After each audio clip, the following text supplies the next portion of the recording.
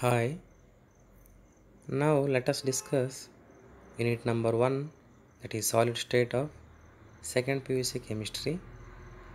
From the exam point of view, this chapter covers 7 marks and there will be 2 questions from this chapter. 2 marks question, that is question number 11, and 5 mark question, that is question number 27. As we all know, there are 3 states of matter, namely solids, liquids, and gases.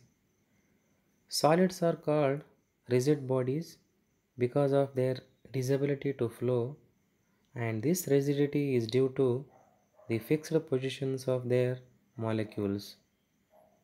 Liquids and gases are called fluids because of their ability to flow, and this fluidity is due to the free movement of their molecules. Solids have definite mass, definite volume, and definite shape, and this is due to the fixed position of their particles, short interparticle distances, and strong interactions between them. Fluid and rigid nature of matter depend upon the nature of particles and the binding forces between them. Intermolecular forces keep the molecules or atoms or ions closer, but the thermal energy keeps the molecules or atoms or ions apart. Let us discuss general characteristics of solids. The solids have definite mass, definite volume, and definite shape. They have strong intermolecular distances. They have strong intermolecular forces, and these solids have the particles with fixed positions, and these solids are incompressible and rigid. Classification of solids. Based on the nature of order of arrangement of particles, solids have been classified into two types: amorphous solids and crystalline solids. Amorphous solid contains particles arranged in a irregular pattern, but the crystalline solid contains particles arranged in a regular pattern. Let us discuss the differences between amorphous solids and crystalline solids. Amorphous solids have irregular or indefinite shape, but crystalline solids have regular or definite shape. Amorphous solids have no sharp melting point, but crystalline solids have sharp melting points. Amorphous solids are isotropic in nature, but crystalline solids are anisotropic in nature. Amorphous solids have short range order, but crystalline solids have long range order. Amorphous solids are called pseudo solids or supercooled liquids, but crystalline solids are called true solids. Examples of amorphous solids are glass, rubber, and plastic. Examples of crystalline solids are sodium chloride and quartz. Amorphous solids are isotropic in nature, and this isotropic nature is due to uniform arrangement of particles in all directions. Hence, the properties of amorphous solids like mechanical strength, refractive index, and electrical conductivity are same in all directions. Crystalline solids are anisotropic in nature, and this anisotropic nature is due to the different arrangement of particles in different directions. Hence, the properties of crystalline solids are different in different directions. The solids which look like amorphous but have microcrystalline structures are called polycrystalline solids. Example is amorphous silicon, which is a photovoltaic material and can be used for the conversion of sunlight into electricity. The glass objects of ancient civilizations look like milky, and this milky nature of old glass objects is due to a crystallization process.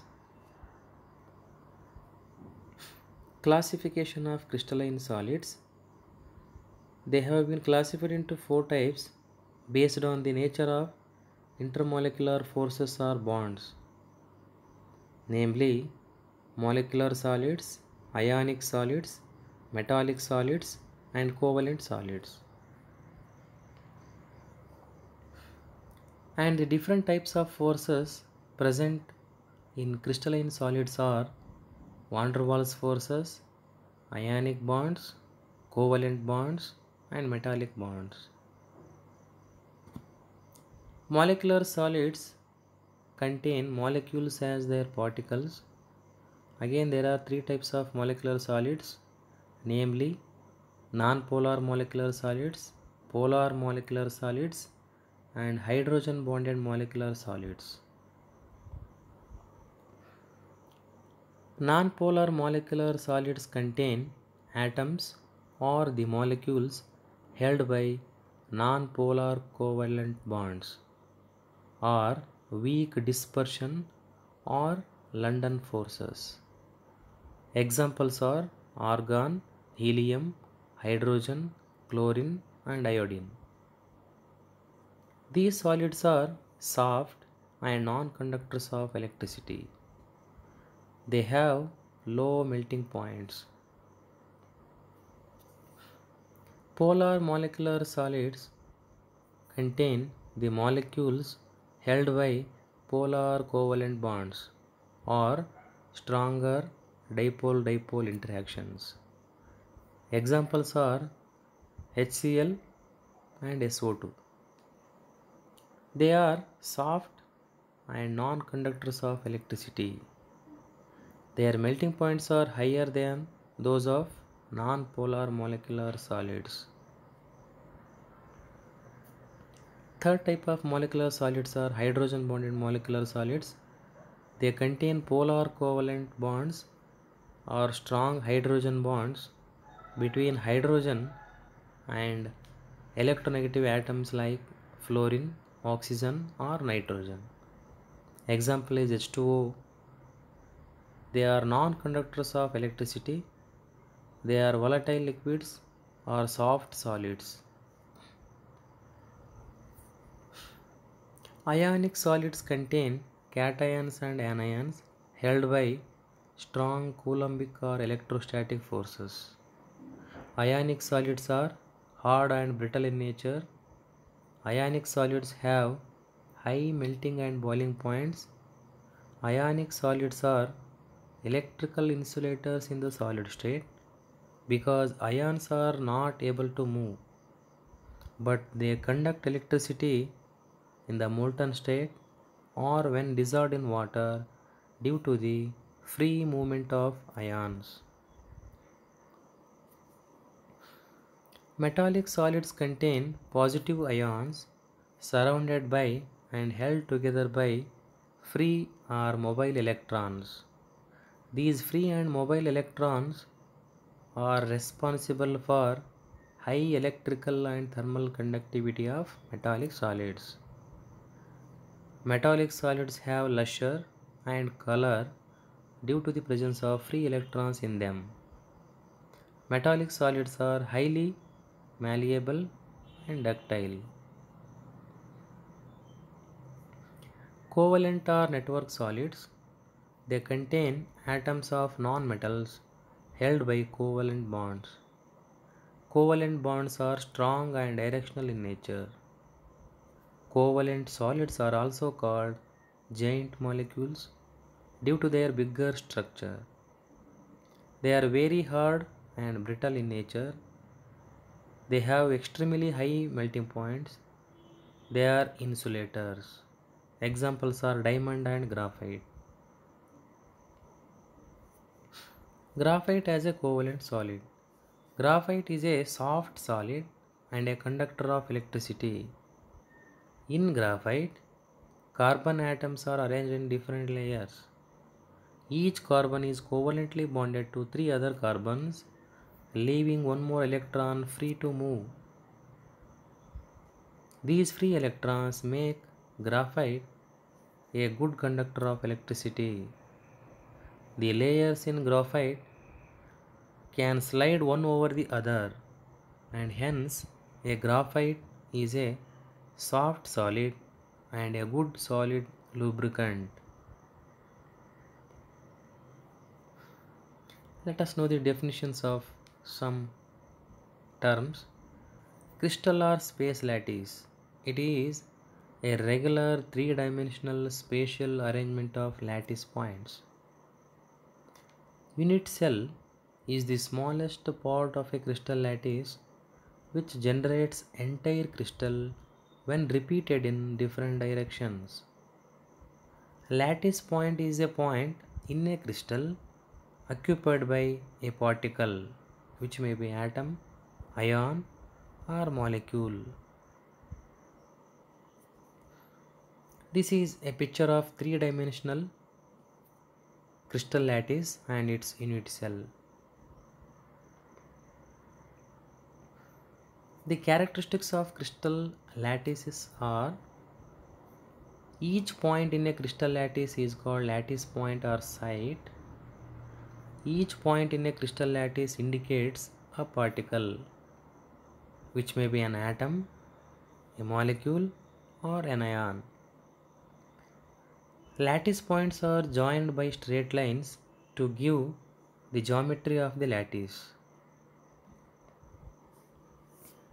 The characteristics of a unit cell. A unit cell has three edges A, B and C. A unit cell has three angles alpha, beta and gamma. Thus, a unit cell is characterized by totally 6 parameters, three edges that is A, B and C, and three angles alpha, beta and gamma. Types of unit cells. There are mainly two types: primitive unit cells and centered unit cells. Primitive unit cells contain particles only at the corners of a unit cell, but the centered unit cells contain 8 corner particles and one or more particles at the positions other than corners. Centered unit cells are of three types: body centered unit cells, face centered unit cells, end centered unit cells. Body centered unit cells contain 8 corner particles and one particle at its body center, and face centered unit cells contain 8 corner particles and one particle at the center of each face.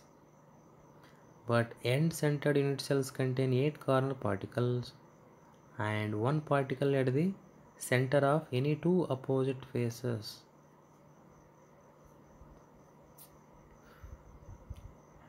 There are only 14 possible 3D lattices according to a French mathematician Bravais, and these are called Bravais lattices. Among Bravais lattices, most important are mainly two, and first one is most symmetric crystal system is cubic. Cubic crystal system contains three edges A, B and C which are equal, and it contains three angles alpha, beta and gamma, all are equal to 90 degree. Example of cubic crystal system are NaCl and ZnS. Most unsymmetric crystal system is triclinic. It is having edges which are not equal to each other, and it has alpha, beta and gamma angles which are not equal to 90 degree. And examples of triclinic crystal systems are potassium dichromate and H3BO3. Let us know how to calculate the number of atoms in a unit cell. First, we can calculate number of atoms in a primitive cubic unit cell. It contains 8 corner particles. Each particle is shared to 8 unit cells. Hence, the contribution of corner particle is 1 by 8. So, the number of atoms in the unit cell of simple cube is equal to 8 into 1 by 8, that is 1 atom. This is a picture of simple cubic unit cell where each corner atom is shared between 8 unit cells. A number of atoms in a body-centered cubic unit cell. This BCC contains 8 corner particles and also 1 atom at its body center. Thus, in BCC, there will be 8 corner particles and their contribution is 1 by 8, that equals to 1 atom. And there will be 1 body centered particle and its contribution is 1. 1 into 1, that is equal to 1 atom. Therefore, total number of atoms per unit cell in BCC is 2. Number of atoms in a face-centered cubic unit cell. FCC contains 8 corner particles and 6 face-centered particles. Thus, in FCC, there will be 8 corner particles and their contribution is 1 by 8 and the number of atom is 1, and there will be 6 face-centered particles and their contribution is 1 by 2. The number of atoms is 3. Totally, there are 4 atoms per unit cell in FCC. This is a picture where an atom in FCC is shared between 2 unit cells.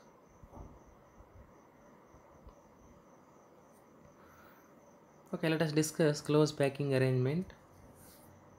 It is an arrangement in which maximum number of particles occupy minimum space. And there are 3 types: close packing in 1 dimension, close packing in 2 dimensions, and close packing in 3 dimensions. Close packing in 1 dimension. In 1D close packing, an arrangement of particles is in a row where each particle is in contact with each other. Here, each particle is in contact with 2 of its neighbors. The number of nearest neighbors of a particle is called its coordination number. Thus, in 1-dimensional close packed arrangement, the coordination number is 2. This is a picture where close packing in 1 dimension you can see. Here the particles are arranged in a row. Each particle is in contact with 2 of its neighbors. Hence the coordination number is 2. Close packing in 2 dimensions. In 2D close packing, the rows of close packed particles are present one above the other. This can be done in 2 different ways. In the first method, we can place second row of particles exactly above the first row, both horizontally and vertically. And this type of arrangement is called A type of arrangement. Here each particle is in contact with 4 of its neighbors. Thus the coordination number in 2D close packing arrangement is 4. If the centers of 4 particles are joined, a square is formed. Hence, it is called square close packing in 2 dimensions. In the picture we can see if 4 spheres are joined, we get a square. Hence, it is called SCP. Close packing in 2 dimension can also be done in second way. by placing the second row of particles above the first one in a staggered manner. That is, the particles of second row fit in the depressions of the first row. In this type of arrangement, first and third rows are of same type, that is A type, and the second and fourth rows are of same type, that is B type. Hence, this arrangement is of AB type. Here, each particle is in contact with 6 of its neighbors. Hence, the two-dimensional coordination number is 6. If the centers of these 6 particles are joined, a regular hexagon is formed. Hence, this packing is called two-dimensional hexagonal close packing, that is SCP. In hexagonal close packing, there is less free space. Hence, this packing is more efficient than the square close packing, that is SCP.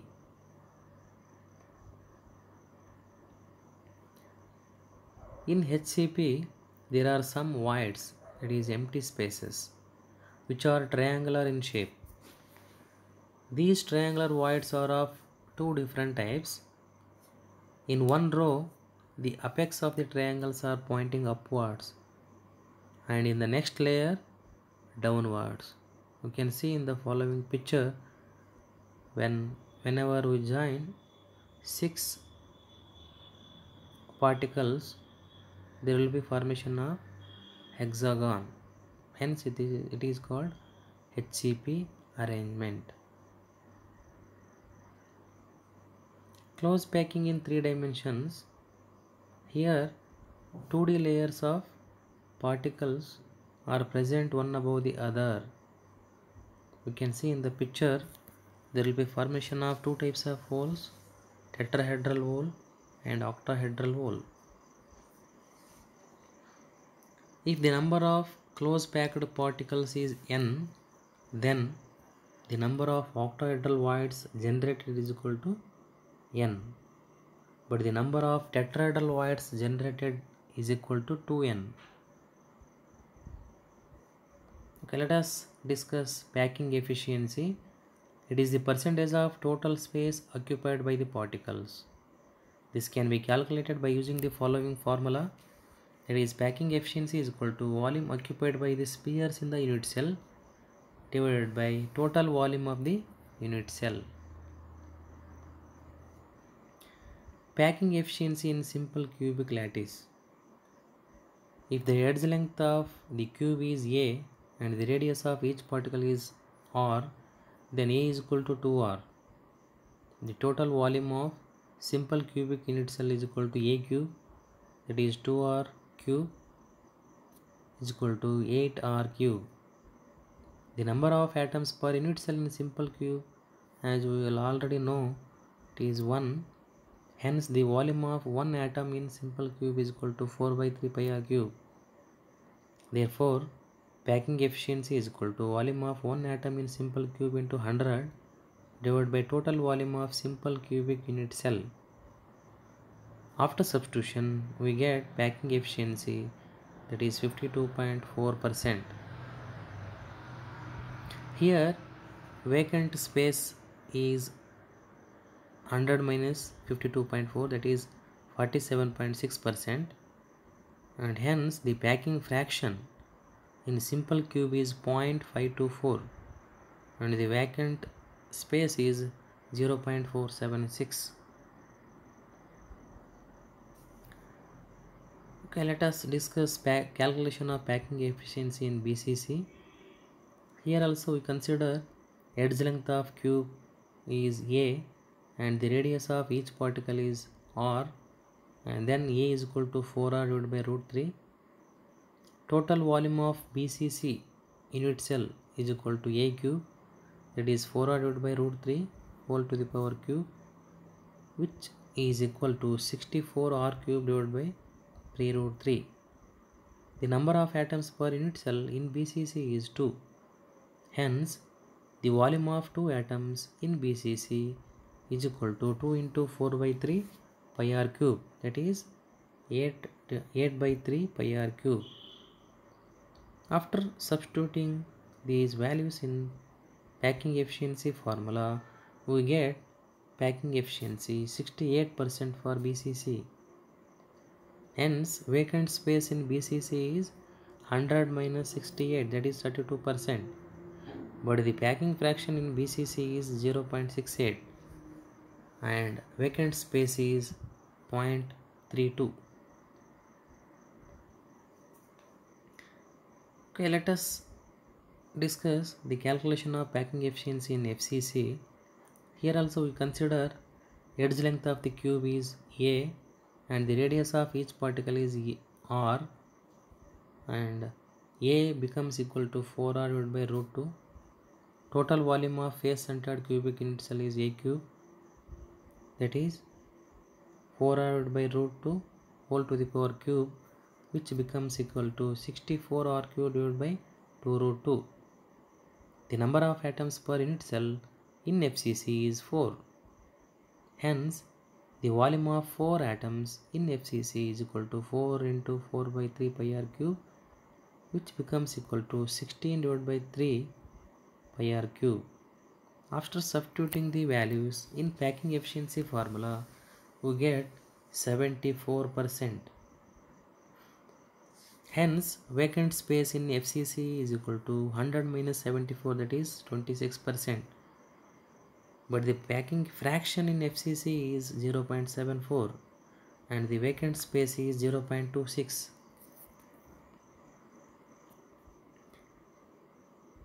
Okay, unoccupied space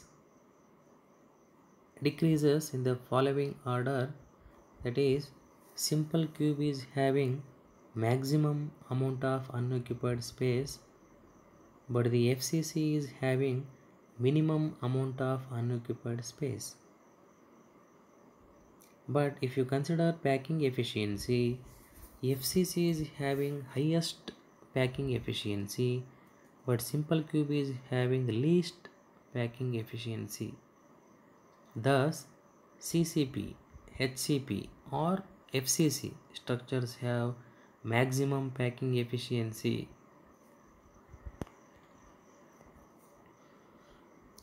Okay, for the calculation of density of unit cell, we have formula, that is density of unit cell D is equal to mass of unit cell, that is Zm, divided by volume of unit cell, that is A cube. D is equal to Zm divided by A cube, which can be written as D is equal to Z into capital M divided by A cube into Na. Z is the number of atoms per unit cell, small m is the mass of each atom, Na is the Avogadro's number, that is 6.023 into 10 to the power 23. Okay, let us discuss imperfections or irregularities in solids, which are called crystal defects. Crystal defects are the irregularities in the arrangement of particles in solids. There are two types of defects, point defects and line defects. Point defects are the deviations from an ideal arrangement around a point or an atom in a crystalline substance. But the line defects are the deviations from an ideal arrangement in the entire rows of lattice points. Okay, let us discuss types of point defects. There are three types of point defects: stoichiometric defects, impurity defects, non-stoichiometric defects. Okay, first let us discuss stoichiometric defects, which are also called intrinsic or thermodynamic defects. These are the point defects which do not disturb the stoichiometry of the solid. Again, there are two types of stoichiometric defects. First one is vacancy defects and second one is interstitial defects. Okay, vacancy defects. It is seen in a crystal when some of the lattice sites are vacant, and this defect causes decrease in the density of a solid. And this defect is also seen when a substance is heated. You can see vacancy defect in the following picture, where the lattice sites are vacant due to absence of particles. The density of crystal decreases. Okay, interstitial defects. It is seen when some foreign particles occupy an interstitial site that results in increase in the density of a solid. You can see in the picture, foreign particles occupy interstitial sites that causes increase in the density of a solid. Both vacancy and interstitial defects are shown by non-ionic solids. Okay, let us discuss the defects shown by ionic solids. First one is Frenkel defect, which is also called dislocation defect, and this defect is shown by ionic solids due to the dislocation of smaller ion, usually cation, from its normal site to an interstitial site.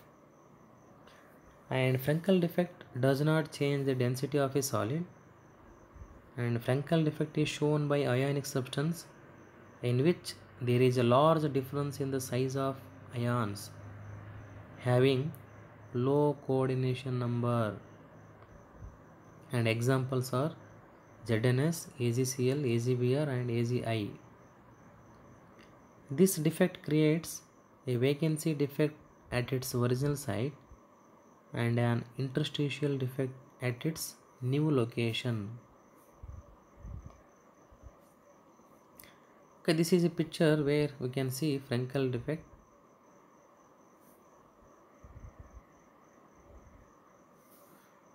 Okay, Schottky defect. This is also called vacancy defect. This defect is due to the missing of equal number of anions and cations from their crystal lattice in order to maintain electrical neutrality. Schottky defect causes decrease in the density of a crystal.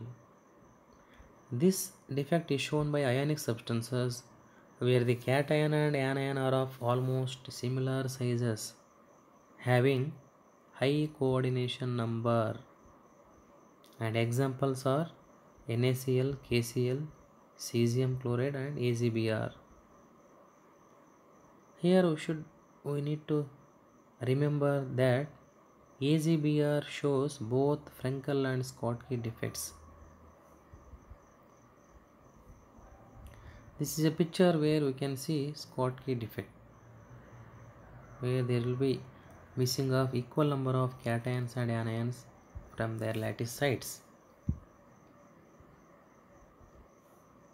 Okay, impurity defects. This defect is due to the presence of foreign atoms at the lattice sites or at the vacant interstitial sites.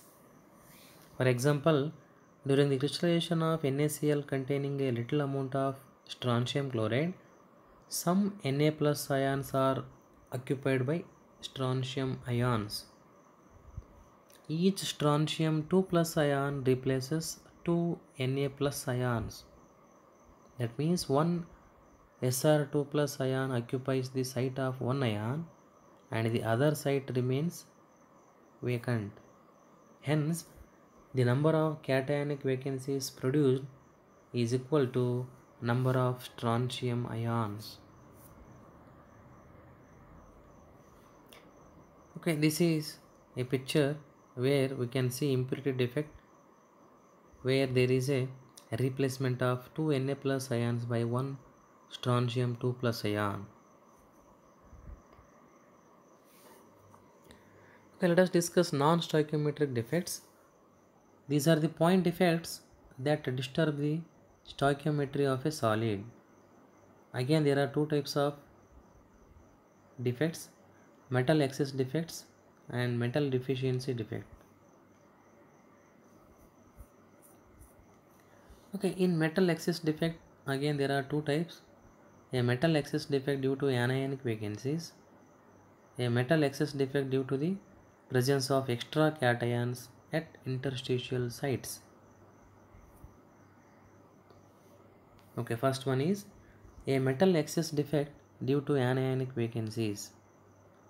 It is seen in a crystal due to the presence of excess metal ions and absence of anions from their lattice sites, leaving holes, and these holes are occupied by electrons to maintain the electrical neutrality.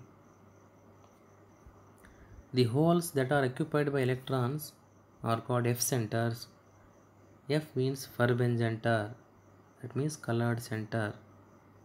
These F centers are responsible for the color of the compound. Okay, this is a picture where you can see the formation of F center.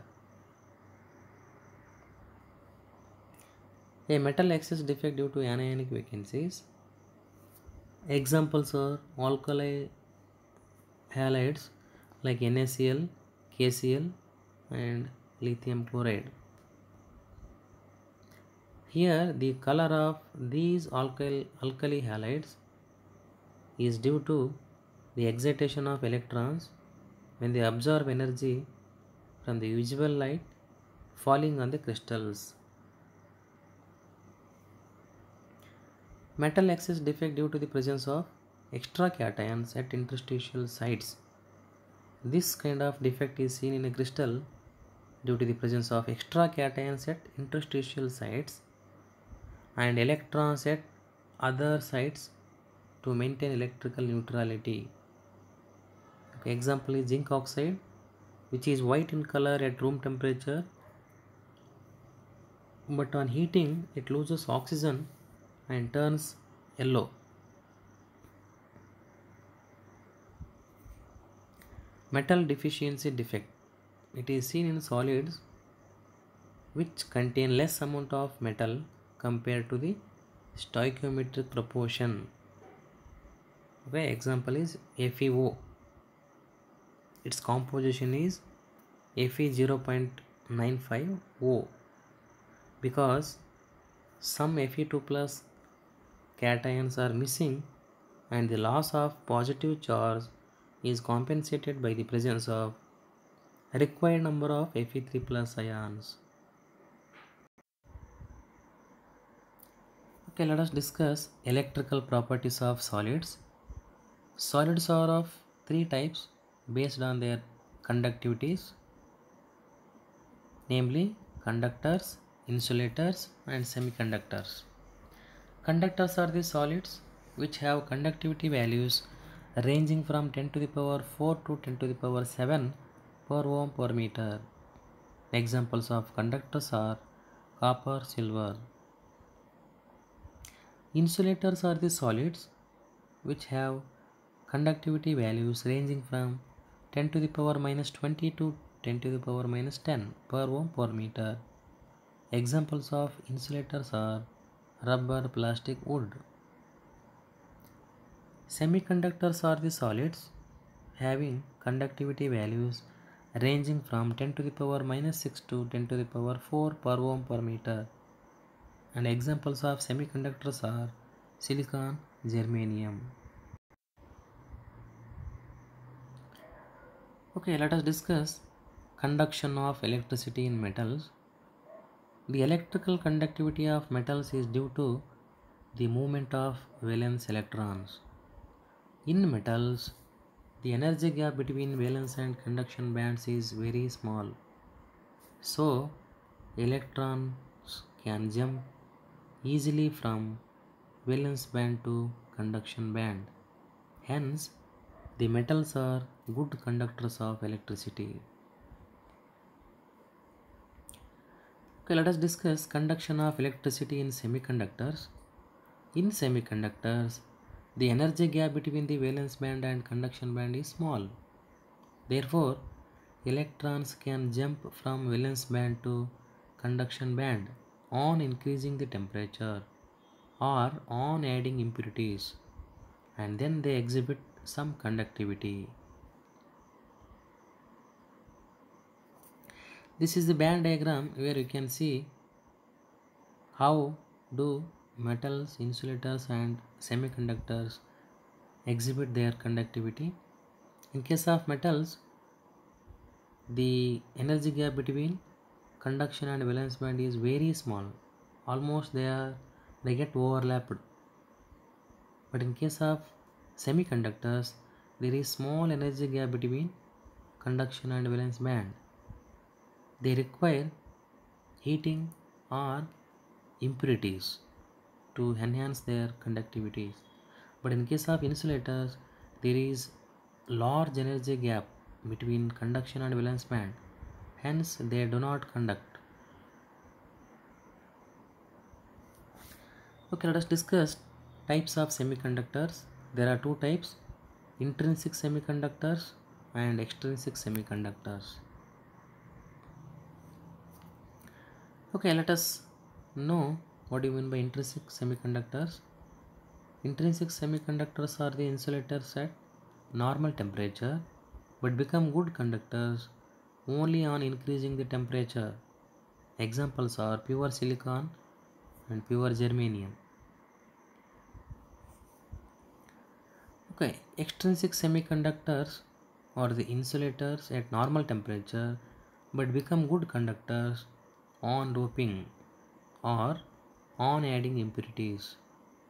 Example is silicon doped with boron. Okay, let us know what do you mean by doping and dopants. Doping is a process of increasing the conductivity of intrinsic semiconductors by adding an appropriate amount of suitable impurity. Dopants are the suitable impurities added to the intrinsic semiconductors to enhance or increase their conductivity. Examples of dopants are boron and aluminum. Okay, let us know the different types of extrinsic semiconductors. There are mainly two types: N-type semiconductors and P-type semiconductors. Okay, let us know what do you mean by N-type semiconductors. N-type semiconductors are obtained by doping pentavalent impurity atoms, that is group 15 elements, examples phosphorus, arsenic, with tetravalent silicon or germanium, that is group 14 elements. Here electrons are the charge carriers. Okay, p-type semiconductors are obtained by doping trivalent impurity atoms, that is group 13 elements, examples are aluminum and boron, with tetravalent silicon or germanium, that is group 14 elements. Here holes are the charge carriers. Okay, this is a picture where you can see pure silicon crystal and N-type and P-type semiconductors, how they will be formed. In case of N-type, there is a presence of mobile electron, which are the electron charge carriers. But in case of P-type semiconductor, there will be presence of holes, which are the charge carriers. Okay, applications of N-type and P-type semiconductors. They are used for making electronic components. They are used to design diode, which means a combination of N and P-type semiconductors, and this can be used as a rectifier. They are also used to make transistors, which can be made by sandwiching a layer of one type of semiconductor between two layers of other type of semiconductors, like NPN and PNP type, and these are used to detect or amplify radio or audio signals. They are also used in making solar cell, which is an efficient photodiode and can be used for the conversion of light energy into electrical energy. Okay, let us discuss the magnetic properties of solids. Every substance has some magnetic properties present in it due to the presence of electrons. Each electron in an atom behaves like a tiny magnet. Its magnetic moment is due to two types of motions. that is its orbital motion around the nucleus and its spin around its own axis. These are the two motions which are responsible for magnetic movement of an electron in a solid. The magnitude of this magnetic moment is very small and is measured in the unit called Bohr magneton, which can be represented as mu b. It is equal to 9.27 into 10 to the power minus 24 ampere meter square. This is a picture where we can see two types of motions of an electron. In first case, orbital motion of an electron around the nucleus. In second case, spinning of an electron around its own axis. Okay, let us discuss classification of materials based on their magnetic properties. There are mainly 5 types: paramagnetic substances, diamagnetic substances, ferromagnetic substances, antiferromagnetic substances, and ferrimagnetic substances.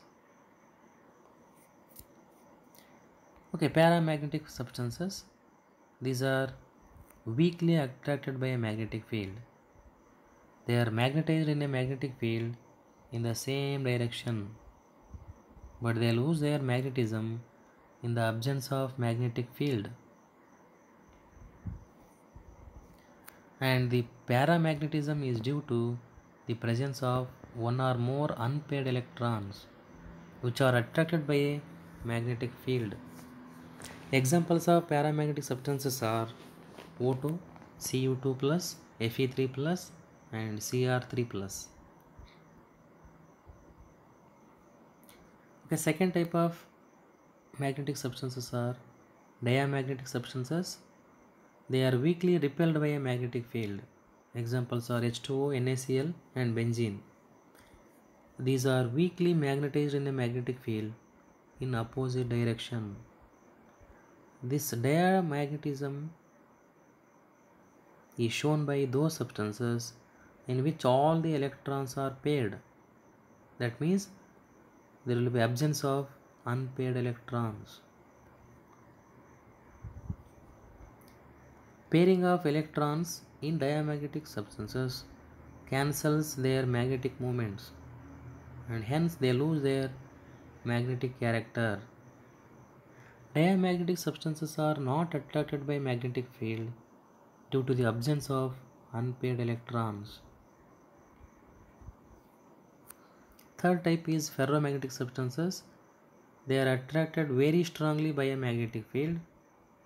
They show permanent magnetism even in the absence of magnetic field. Examples of ferromagnetic substances are iron, cobalt, nickel, gadolinium, chromium oxide. In solid state, the metal ions of ferromagnetic substances are grouped together into small regions called domains. Thus, each domain acts as a tiny magnet. Fourth type is antiferromagnetic substances. They have unpaired electrons but not attracted by magnetic field because equal number of unpaired electrons are moving in opposite directions.